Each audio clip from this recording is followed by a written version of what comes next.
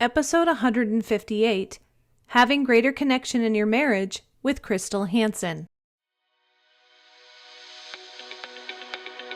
Welcome to Latter-day Life Coaches, the podcast where each episode is a conversation between me, Heather Rackham, and one of my amazing coach colleagues. Each coach here is a member of the Church of Jesus Christ of Latter-day Saints and a highly trained, experienced life coach making a great impact in the lives of their clients. And together, we have one main goal, helping you live your best life no matter what. You ready for this conversation with a coach? Here we go. We all want a happy marriage, but happy marriages don't just happen. They take a lot of work and dedication by both marriage partners. A common misconception many couples believe is that a happy marriage is free of disagreements, frustrations, and boredom. Coach Crystal Hansen is on the podcast today to let you know that a marriage that has these things can still be a happy one. There are just some key elements that every marriage needs to focus on to be successful. If your goal for 2024 is to have a better marriage, then you will definitely want to listen to this episode. You will come away with tips and tools you can use to make your marriage better than it has ever been. Please enjoy this episode. Well, everybody, welcome back to the podcast today. I am glad you are here with us and you're listening to this. It's January now. I can't believe that we have entered 2024. That's craziness. But I have good news for you. I have an amazing coach and friend here to talk with me today, and it is Coach Crystal Hansen. Hey. Hello. I'm so excited to be here. And I'm excited it's 2024 because 2023 was kind of a dumpster fire for me. So I'm like, next year, it's going to be better next year. We're going to get all the bad out. So Here it is. Here it is. Ready or not. All right, Crystal, my friend, you've been on before, but I need you to share with people a little bit about you before we get started.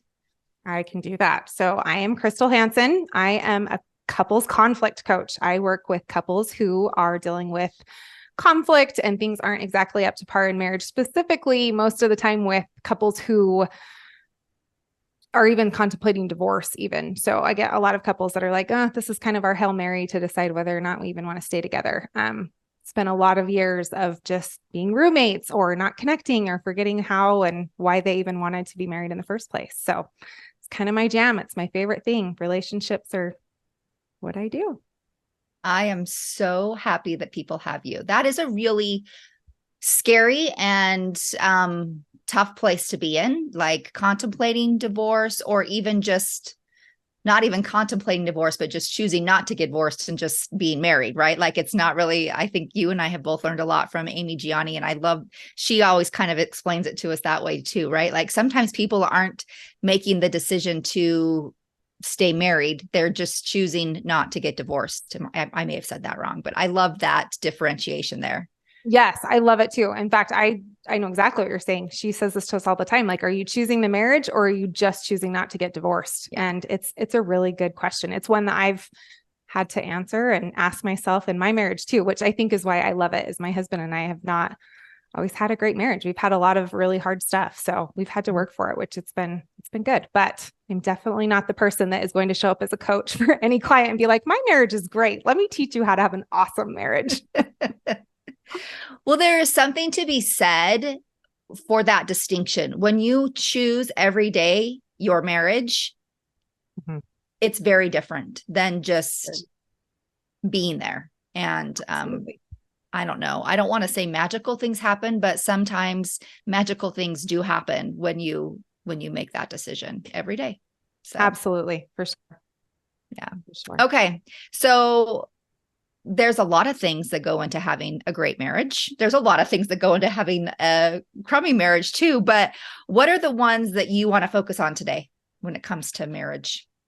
So I was kind of thinking about this as we were talking about doing this podcast for the new year. And, it's kind of a good goal to up-level your relationships a little bit better and try to put some work into it. And so maybe choosing a marriage, what that even looks like. And I think sometimes with healthy marriages, especially ones that are healthy, but things are just kind of not working and they've kind of gotten unbalanced a little bit, is starting to realize what stories we have around what a happy marriage looks like.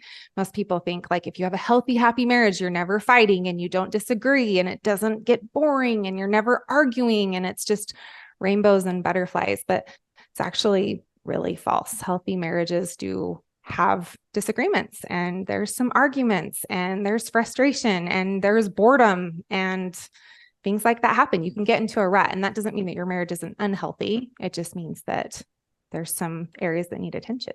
So it's not a problem.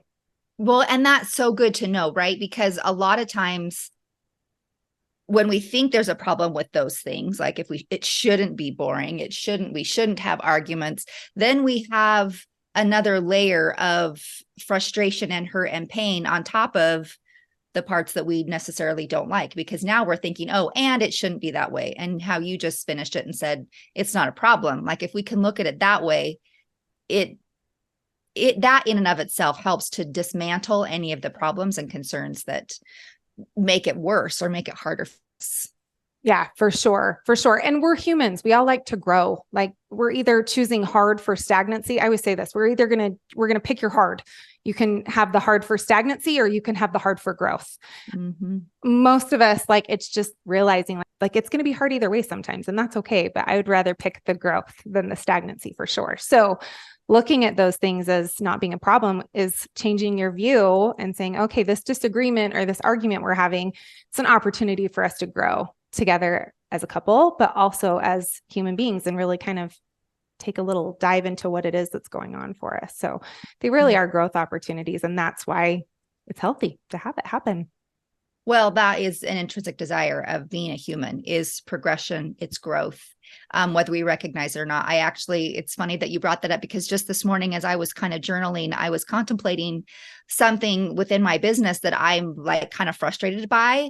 And the thought that I came to, or that I was working with, was, what if it's supposed to be this way? Those questions like, how would I think about this differently if this was exactly what it was supposed to be? And just thinking that brought me back to the very basic reason why I even do my business, or even why we choose relationships in general, is my life is pretty easy, to be honest. Like there's a lot of ease in my life, but I have this desire to always be growing and to be progressing. And so for me, my business is how I manufacture growth opportunities, because a lot of times we do grow from discomfort, and I don't have a lot of discomfort just naturally in my life. Some people are going to be like, oh, I hate you for being able to say that. Well, I was going to say, Heather, give yourself a lot more credit, because that didn't come to you by accident. It comes by choice. You've done the work, and doing the work is going to give us a lot more peace and a lot less unsettled feeling. It's going to feel easy when we're doing the work. Yeah, so don't just credit yourself. That is true. But I think we do get to choose. Like we do get to choose how we look at hard things. And for me, like I really do choose to look at them, if I could take a moment and step back, as this is opportunity for growth. And that's actually why I do all of it, is because I love how it feels to be progressing. And so our relationships are very much the same way. Yes, absolutely. They totally are. Okay. So disagreements, you say, are a healthy part of a relationship. People don't want to hear that. They want to like run from disagreements all the time. Yes. But why would you say, like, let's just dig into that a little bit more. Why do you say they're part of a healthy relationship? So the thing that's so great is usually like when we look at disagreements and we see them, it's always like this keeping score thing, or an offensive and defensive. Like it's kind of changing and shifting those views a little bit. But I know you're familiar with this book. We've talked about it before, but Terrence Real wrote a book called Us, and it talks about how you work together relationally with a partner. And I love this example that he gives in the book. He talks about how, you have to take turns. And when there's, disagreements or arguments or things like that, you have to take turns. It's like, if you have to kind of think of yourself as being at a customer service window, it's like if somebody comes to the customer service window and they're telling you that their microwave's broken, they don't want to hear you talk about how your toaster's broken. They just want a new microwave. They want their microwave fixed. And so it's funny, and it's kind of an interesting example, but what I love about that is I think that relationships are an opportunity for us to look at ourselves. We really are growing ourselves, and by doing so, hopefully, we're walking alongside as a couple, creating something better, but showing up as our healthiest versions of ourselves and being able to learn how to communicate all starts with within. So relationships are definitely a two-way street, but we will thrive if we are fixing our own potholes instead of focusing on our partners and how they need to fix them and what they need to do to fix their potholes. Like we don't need that. That actually is the most unuseful thing. And so to practice that habit, I mean, most people are going to say they have that same habit, right? Like we're so used to that where it's like, let me tell you how to fix this. Like you're doing this wrong and let me tell you what you need to do differently. So that's what we want, right? We just want someone just to tell us. Yes. Or be like, I just want you to change so that I can feel better because we think that that's the truth. Right. But I think that like having those opportunities to shift your view on it a little bit, it takes time and it takes some practice. So when those disagreements and arguments come up, those are really good growth opportunities to practice looking at your own potholes and being like, okay, what's going on here? Like, what am I doing? How am I contributing to this relationship? How am I showing up? What's getting in the way of me connecting right now? I'll give a caveat to that too. I mean, I will say, because I do have clients that they're in situations where sometimes, divorce is on the table, and it should be. Like divorce is always an option for sure. And sometimes it is healthier to say goodbye, and that's okay too. But you definitely want to still do this work before you walk away, unless of course it's unsafe and unhealthy to stay in the marriage. But these growth opportunities only come when we have practice, and you can't practice without a partner. So, and to be clear, it doesn't come at the expense of you becoming complacent and just allowing somebody to take advantage of you. Because I think sometimes people are concerned when they look intrinsically that they can kind of self-gaslight themselves into thinking that they're the problem. And that's not what we're advocating either. Nope, not at all. Looking at like, you just get to look from an objective point of view at what you might be contributing, not necessarily not gaslighting yourself into thinking it's all your fault. Yeah. Well, because it never is. It's never all somebody else's fault. It doesn't matter if it's 90%, 10%, 50-50. It doesn't matter. There's always going to be a margin that is somebody else's to own. So that's just kind of how that works. But I think really just paying attention to the narrative in your head, you'll be able to tell if it's like, am I playing like this innocent victim here that like, I didn't do anything and it's all them, or it's this justified, misunderstood villain where it's like, oh, this is like, I have to act this way because they act this way. Whenever we're blaming it on the other person, that's a way for us to step in and take a look and see like, okay, what am I doing? And part of it could be like what you're speaking to, Heather, is really true. Like this gaslighting yourself. If you're taking ownership for what isn't yours to own, like, oh, it's my fault. If I could just do better, if I could just do more, or, they wouldn't act this way. That's not coming as a whole person to the relationship either. You're not showing up in a way that's healthy for you or for the other person, because it's just not, one, fun. And two, it doesn't help the other person grow when they have a scapegoat every single time either. And it does not feel good to be the person that's getting thrown under the bus by the other person and themselves. Yeah. Thank you. Thank you for like talking about that and clearing that up, because I think those are just are important distinctions to make too, as we look at kind of untangling the mess that can be in relationships. So most people enter into a marriage relationship because they feel connected to somebody, because we do want connection. That is another one of our basic human desires, is to be connected to other people. It feels very threatening when we aren't feeling connected to other people. What would you say is the number one thing that creates connection in marriage?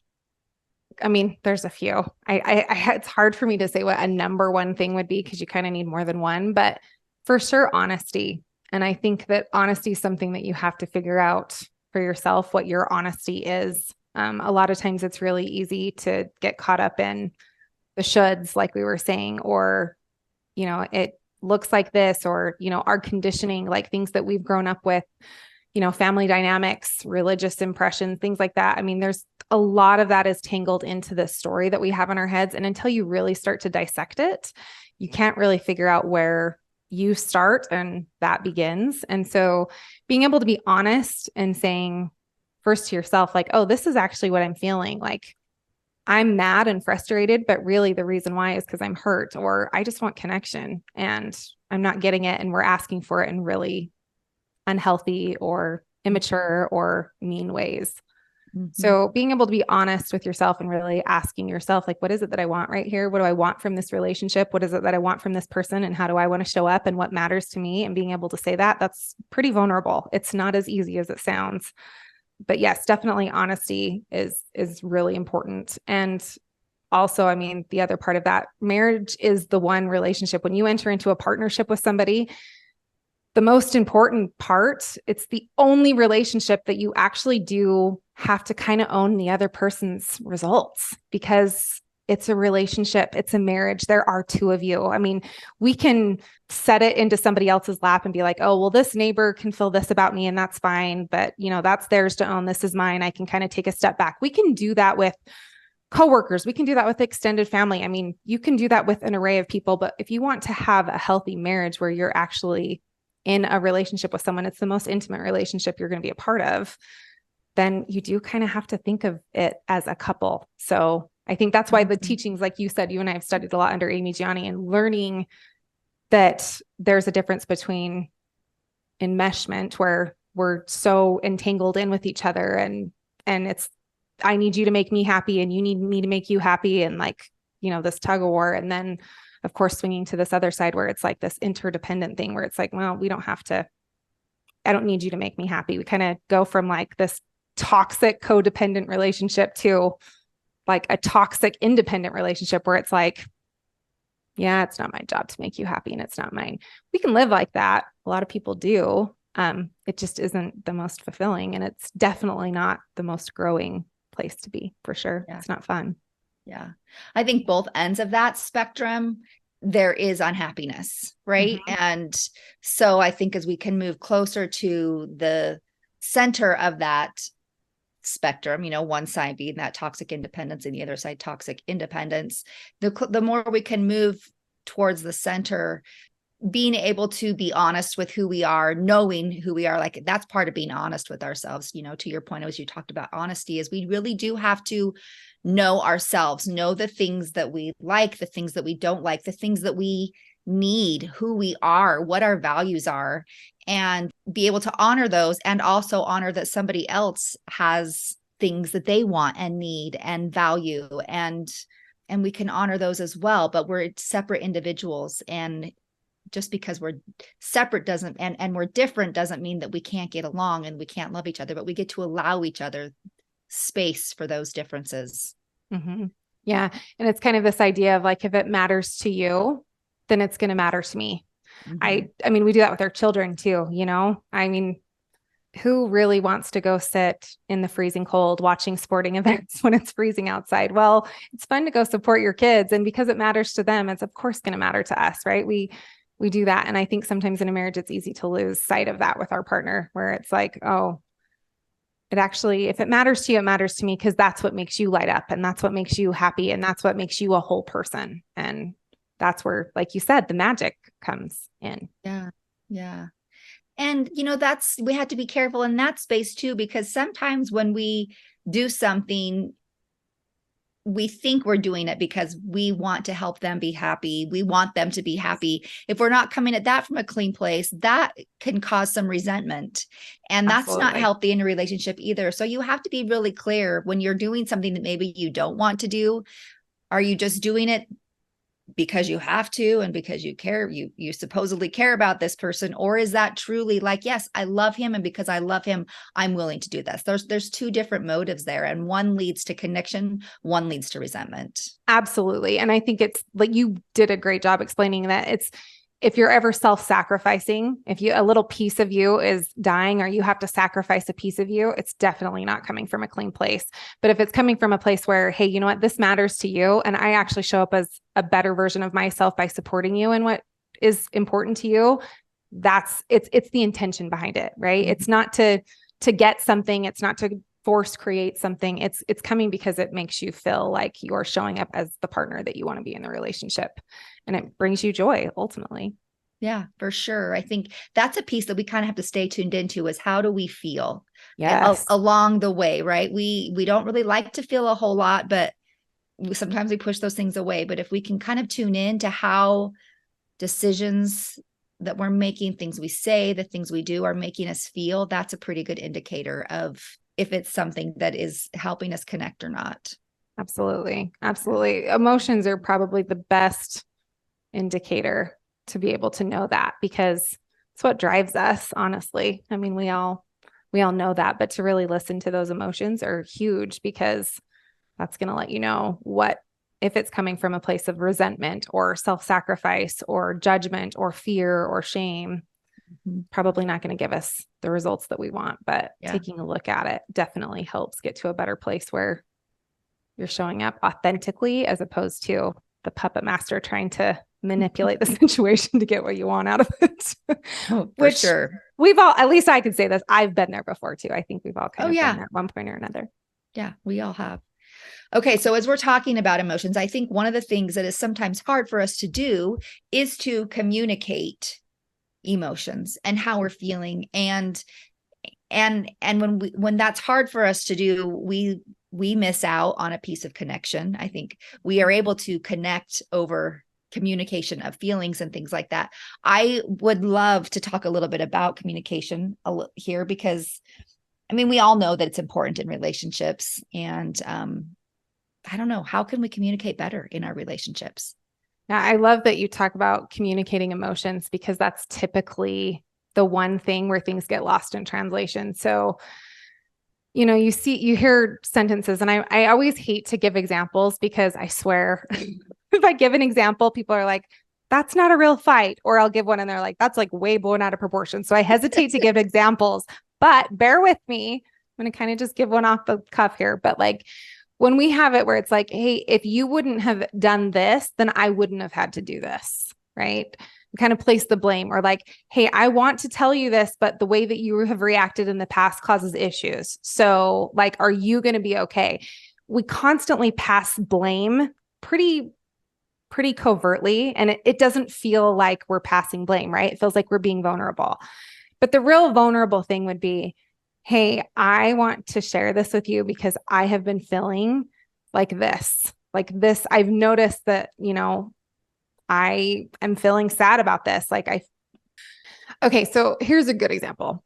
So for instance, if you are wanting to go to bed at night, this is something I hear all the time where couples will talk. I swear it's like it's a connection thing. And it's always this connection. We always want connection, right? But we don't know how to voice that we want connection. And it's always the nighttime thing. One spouse just rolls over and wants to go to bed, and the other one wants to like say, hey, I love you too, kiss goodnight, whatever. Some want to cuddle for a few minutes and the other one doesn't because they get too hot or whatever. So a lot of times the one that is wanting that connection, it's really easy to be like, well, it just doesn't even seem like you even love me anymore. Or like, of course I don't want to have sex with you because you don't act like you care until that comes up, right? Like those are always those conversations where it's like, it feels really validating to kind of be this victim or kind of be the villain with justified reasons, right? Of like calling them out on their stuff. When really, if you're wanting to connect with your spouse before bed and you're wanting to be like, hey, they're not saying I love you, they're rolling over and just going to bed at night, instead of blaming it on them and making it a thing, what it really is I actually want to connect with you before I go to sleep at night. So having the conversation in a way of saying, hey, you know what? I've noticed that like when we go to bed at night, I really want to connect with you. And I want to say I love you. And I want you to tell me that too, because it makes me feel good and it feels connecting. And then if I don't, I notice that I go into my head and I'm like, oh, does he even care? Or does she even care? Or what's going on? That's what's coming up for me. And I would really like to like connect like at night before bed. It would mean a lot to me. How do you feel about that? Right? Or what do you think? That's the vulnerable part. That's explaining emotions. That's giving somebody a little bit of your soul. That's a little bit hard to say. If the conversation's a little bit difficult to spit out, it's because you're getting vulnerable, and that's a good thing. That breeds a lot of connection, but it's taking ownership instead of blaming and opening up the conversation, because a lot of times the other person's like, oh my gosh, I would love to connect too. I didn't even think about that. Or, oh, well, I didn't want you to think I was trying to put the moves on you, or, that brings conversation. And then it is an authentic conversation. It's organic. It's coming from something that is happening for you in the moment, as opposed to going out to dinner and being like, let's talk about all the things we need to communicate about. That doesn't work for me, at least. But what I love about the example you gave is that it wasn't anything like a blame. You weren't bringing the other person into the story at all. It was all your, like, this is how I feel. This is what I want. There's no part of it that was like, because you don't do this, I'm not able to experience this. It was, if we can do this, this would help me feel this way. It's very different. There's some ownership there. It's you, like you said, being vulnerable and sharing your heart and your feelings. There's no blame. There's no pointing your fingers and being like, you need to be different. It's just, hey, this would be great for me. Now, the tricky part is that you also then, when you do that, are not, if you can differentiate yourself and if it's healthy, then if your partner doesn't want to reciprocate in that way, you then also aren't going to make it mean anything. You're not going to make it mean like, oh, there's something wrong with me, or, oh, I hate him. Like, like you're not going to go down that path. It'll just be like, oh, that's sad. Like, it will be hard. It will probably create some feelings, but it doesn't create resentment. It's just, oh, this has nothing to do with me. This is a them thing. Yeah. Well, and it's an opportunity for the couple to even take a look at it and see that if the one partner is not on board with that, that's fine. But then they have to own the fact that, well, let me back up. The person who speaks that, like you said, they do have to kind of differentiate and be like, okay, that's unfortunate. I can find other ways to connect. They've given me their reasons as to why, or we'll circle back and have this conversation another day. There's so many factors that can go into that, right? Right.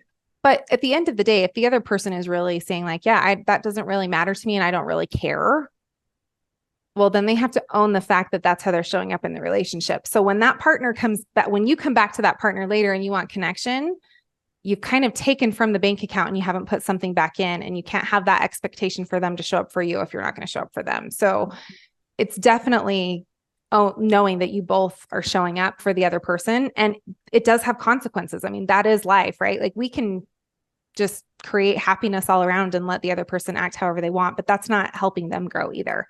I would say that to the partner that is sweeping up for the other person or sticking up for their feelings, or just, dismissing it and sweeping it under the rug, like, oh, they're just tired, or, oh, they just don't mean it. You're missing out on giving them the opportunity to grow into the person that they ultimately want to be too. And we don't want to take that away from somebody. That's not loving either. Not showing somebody where they're falling short isn't helping them. It's not blessing their life. I mean, that's why we hire coaches and therapists, and we talk to people and do all those things. Like, teachers give feedback. We do that for a reason, because we want to grow. So by not sharing, not letting somebody own their consequences to how they show up, whether positive or negative, is hindering their growth process. And that's not ever beneficial. Showing somebody isn't like, I told you so, or see, yes. Look, it's not pointing fingers. It's not, there's a difference between showing somebody their weaknesses and helping them grow, and being like negative and bitter towards them. There's a difference there. Yeah, for sure. So when, the other person comes to connect and you're not really feeling it because you had this vulnerable conversation and they kind of dismissed it, the next step would be, hey, you know what? I would love to show up for you and be this safe place for you to talk right now. But what's true for me in this moment is I still it still kind of stings from a couple nights ago.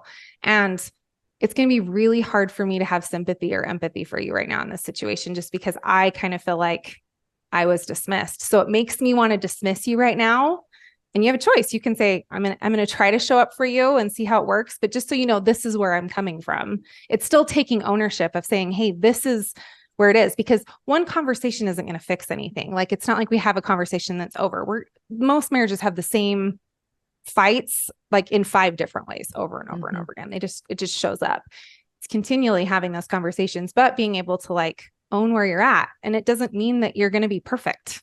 kind of goes back to that healthy marriage, right? Healthy marriages don't have perfect people in them. Healthy marriages are the people that are willing to show up exactly how they are and say, hey, meet me where I'm at and I'll meet you where you're at and we'll figure it out together.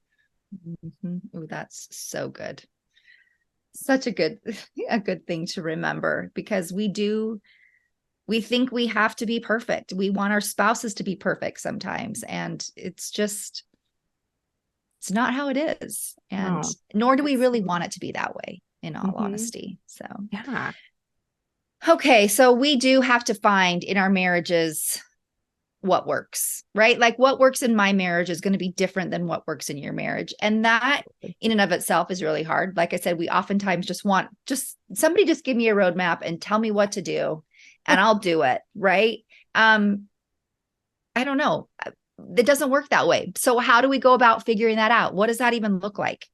Yeah, it doesn't work that way. I have so many people that'll ask me that. They're like, can you just like create a course, or like somebody needs to write a book about this? And I'm like, well, here's the fun thing is there's how many billions of people and none of us are the same. And then you put two people together to create a relationship and a life together, and they're not the same either. And that relationship isn't the same as any other relationship either. They're all going to be a little bit different. So, okay, hold on. I'm going to pause you right there, because I think you just hit on something that's super important. Like the relationship is separate from a husband and a wife, two people in a relationship, right? Like together we create a relationship, but still you are an individual person. Our spouse is an individual person, and together we create this separate identity. And so we do have to look at our relationship as something separate from us. And it is something that we both get to work on. We both get to bring something to, but we have to tend to it separately than we would just like us as individuals. yes. Sorry. I totally I love it. No, it's so true. It really is true, because the autonomy piece is a big deal, right? Like it's a big deal. We don't want to be seen as so-and-so's spouse, and we don't want to be seen as, we like our autonomy, but our relationship deserves autonomy too. It's not all marriages are the same, or, whatever, just because, I know a lot of times in the LDS church, it's like, oh, well, we have a celestial marriage. Okay. Well, what does that even mean? It means something different for everybody. That's why there's autonomy there, and it's good. There's a reason why there is. Yeah.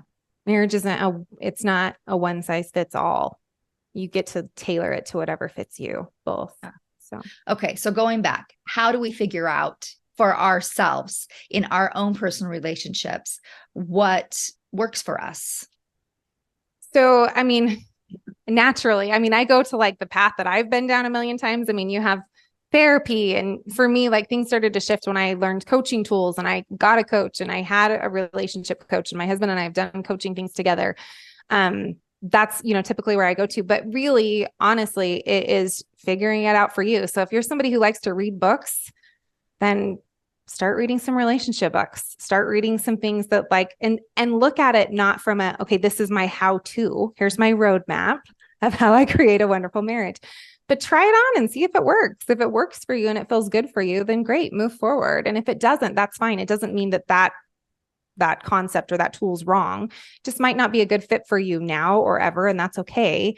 But there's so many other ones out there. So it's just being willing to get to know yourself and get to know your relationship and start practicing and seeing what works and what doesn't. Some ones that I loved a lot though, you can't go wrong with Gottman. Terrence Real is probably one of my favorites. Just books like that will really help where you're going to actually have some applied theory to them. Yeah. And you said, get to know yourself. And I think that is a really important piece as you start to do some research and as you start to try to apply things, as you get to learn to trust yourself and follow how you feel intrinsically. If something feels as you're reading it or studying about it, like just pay attention to how you feel, because it really will. I think that is a good guide as to whether that's a path that might be helpful for you or not. For sure. And we always have those things, right? Where we're like, we'll see something on social media or we'll read a book or an article and it's like, oh, that's a great idea. I'm going to try that. I'm going to see if that works. And we're all excited about it. And then we go try it and it falls flat. And it's like, oh, right.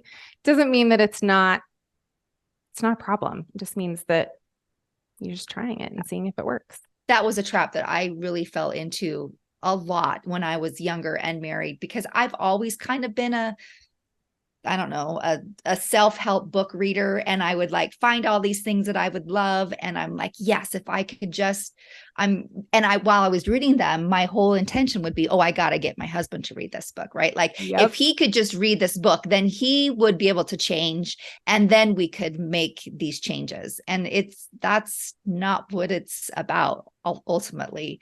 It's looking at us. And yes, we are in a relationship, but we get the opportunity to grow as an individual. And as we come to know ourselves, we can help our partners come to know themselves. And that's where we can help to grow our relationship. Absolutely. And the best way to help somebody learn who they are or help your partner figure out who they are is to just be a safe place for them to land. And sometimes that's not easy. It's not easy to battle your own triggers or activations or, your own brain, but really just trying to be a safe place for somebody. Safety breeds a lot of growth for people. When people feel safe, they're actually able to open up. And I think that creating a safe place for yourself is going to lead to creating a safe place for your spouse too. Because sometimes we're our hardest critic. We think we can strong arm ourselves or be like, oh, this is what it should like you said. It's so true. It's like, oh, this is what it should be. I'm going to make this work. I'm going to drag my husband along because he's not buying it, but we're going to like drag him with me and be like, nope, you're going to read this book. Like, see, we're going to turn it on and we're going to listen. Right. And we're doomed. Like we're doomed to fail if things don't go the way that it says that it's going to happen in this. I can go back to that place so easily of like, oh, this is never going to work. We're always going to be a mess or whatever. We think in our mind. So, all right. It's 2024. We have a whole new year ahead of us. Like you said, like 2023, you're happy, adios, glad to leave you behind. But I want to know what you would say to those couples who are kind of like entering this year thinking, I'm kind of at the end of my rope. Like I'm ready to be done. And we've kept this conversation, I think, pretty light today, but it really ultimately is a deep conversation, and it is a painful place that a lot of people are in. Is there any hope for them to have a happy marriage in 2024? And where should they start? Where do they even begin? Yeah, I think to speak to that, it is a heavy thing. I think a lot of times, at least for my clients, and I've known this in my own marriage before in different times in the 20 plus years I've been married, but it's like, oh my gosh, here's another Thanksgiving, here's another Christmas, or here was just another holiday. And we're still doing the same patterns that we've done over and over and over again. There were still those uncomfortable moments or those hard feelings or like sorrowful feelings. Like it's kind of almost like a grieving process a little bit. You kind of notice it a little bit more as grief. It's like, gosh, like not any farther than I was before. Like, did I pick the wrong person? Like, are we even compatible? Is this even fixable? Are we screwing up our kids because they see nothing but fighting? Or, we pretend like everything's okay and it's not. Those moments come up and it's a cycle. That's kind of how marriage works, is it's a cycle. And like I said at the beginning, we're always going to be on that cycle, and it can either be for growth or for stagnancy. And sometimes stagnancy is fine. If things are going good, ride the wave. That's great. But when it's not, that's when you get to kind of throw a wrench in it a little bit and be like, okay, what is it that I really want to do? And kind of give yourself a little bit of healthy pressure. And say, okay, what are my lines in the sand? Like, what's my breaking point? What is it ultimately that I'm wanting? And just taking a look at that. We've talked a lot about this, but that work that you will do in a marriage is work that you can't do with somebody else or outside. It makes it really hard to fix all of the things that went on in a marriage when you're no longer in the marriage. It can be done, but it's a lot easier if you can take a look at those things and learn those lessons while you're in it. And then you get to walk away from a healthy place versus an angry place or a place where you have like resentment and shame and judgment. There's ways to do that. Or the alternative is you've done this work and you end up having a marriage that you never even thought was possible, and it ends up being great. So it's kind of a win-win, but it does require taking some steps and some honest conversations and getting some help. I think, at least for me, that was when I found my husband and I both, he would attest to this too. We really saw the biggest strides in our marriage when we actually both were on board to try to work through things together and kind of go all in on the marriage, choose the marriage instead of just choosing not to get divorced. So it is a choice. It is. I love that phrase. And honestly, like it is a really hard thing to do on your own. You can do it on your own. But if you are really struggling and you like get some help, you work with a therapist, work with a coach. Absolutely. And if the first one you work with isn't helpful for you, like, cause there's differences in personalities there too. Right. So you have to find the right fit for you, but get some help because there is so much available to you and that you can't always see yourself when you're in it. Exactly. And I think you hit a really important piece on that is finding somebody who fits for both of you, because the only way it's ever going to work is if you're both willing to do the work, right? Both people have to be willing to do the work, but you also both have to like and trust the person who is going to be a really intimate part of that is going to kind of carry you and hold your hands along the way until you can do it together on your own. And so liking them and having a connection with them is really important. I think it's like an interview. If you're going to let somebody into the most important relationship and the biggest decision that you're going to make, at least it feels that way in the moment, right? That it's like the biggest, has a lot of times it comes in with a lot of consequences with kids and money and finances and location and, all those things. If you're going to let somebody in, you want to definitely make sure that you connect with them too. So it's really important. For sure. All right, Crystal, I think you and I could just keep talking and talking because we have. But I need you before we go to share with people where they can find you. We'll of course link to it in the show notes, but if you could tell them, that would be fantastic. Yes, you can go to my website, crystalhansencoaching.com. I actually have a quiz on there, to know if your marriage is salvageable. It's a question I get all the time. Is my marriage even fixable? Can I even save this? So I have a quiz on there that people can do. It's free. You can just try it and see what you think, but that's on my website. I'm on Instagram. I'm not super active on Instagram because I try to cut social media out of my life as much as possible. But at the same time, I try to be present as much as I can. But anyway, I'm on there and Okay. Well, perfect. Thank you. Thanks for being here with us today. It was David Schnarch that said marriage is a growth making machine or something like that. And it is so true. It is within a marriage that we really find all the opportunity to grow because we butt up against somebody else. We butt up against ourselves. And that's why we're here. It's worth it. It's worth figuring things out. And I think it's worth getting help to do if that's something that's important to you. So thanks, Crystal, for helping us today. Thanks for having me. Hey, we just wanted to thank you for spending part of your day here with us at Latter-day Life Coaches and being part of this conversation. Share this with your friends so that you can have a conversation with them on this topic as well. And as always, subscribe so you don't miss a single episode. Have a good one, my friends.